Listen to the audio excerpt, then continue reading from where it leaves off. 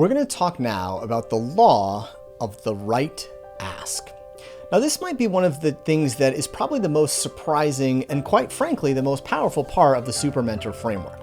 Many times when people get stuck without a mentor is because they've gone through this process of asking people to be their mentor.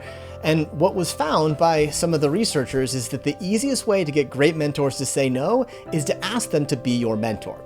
The best part here is we're never going to use the words, "will you be my mentor?" or "ask someone to be my mentor."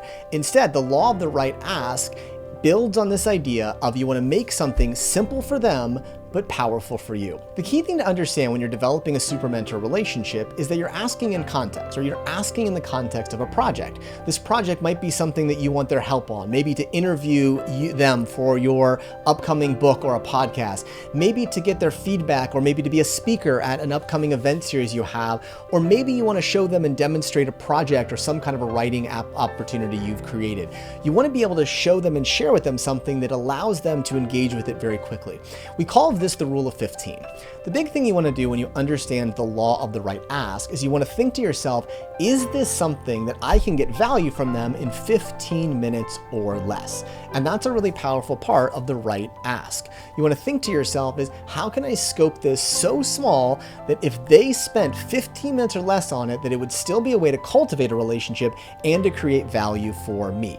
And that's why scoping these things properly is key. The most important thing to think about is you're not asking for them to mentor you, or you're not even asking them to give you sort of help in general. You're asking for specific contextual feedback about a specific project you have. And that's why you want to cultivate your ask in the context of that project. So if you're reaching out to people for the right ask, you want to begin with something very, very simple. What is the context you're reaching out to them? So you're asking them to get involved or collaborate with you on a project. So why did you choose them? The right ask begins with saying, I am writing a book about the following topic, about space, and I know you're an expert in it. I would love to see if I can interview you for 15 minutes to get some insights into it. Or for example, I know that you recently launched an app, and I'm trying to learn a little bit about how that you were able to build some of those techniques into it that worked for your users.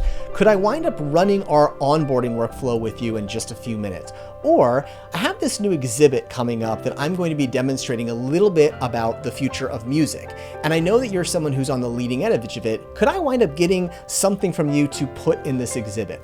All of those are very simple things that for the most part can be responded to within 15 minutes. And that's the key framework. You want to start the relationship with the right ask.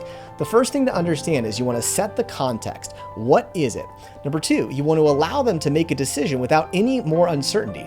I can say yes to this, or I can ignore it and say no, but you want to make sure they know what they're signing themselves up for. So you want to have the context, give them a clear opportunity, and you want to basically make sure that you scope the time so it doesn't take very long. Remember, it's not necessarily about building some extensive relationship early on. It's about starting the relationship. You want to begin this in a way that cultivates that relationship that is interesting, is fun, and most importantly, fits into the rule of 15. Do something that is easy for them, under 15 minutes, but valuable for you.